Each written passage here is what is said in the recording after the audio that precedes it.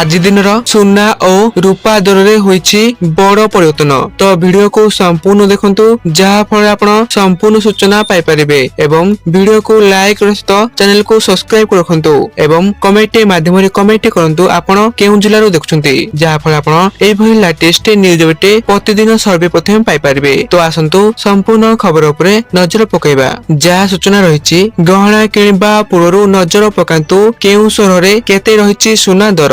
तेबे जदि आपण आज सुना किना को चाहुछंती बा योजना करछंती तेबे प्रथमे जानि नियंतु आज आपणक शहर रे केते रहिछि सुना और रूपा दर।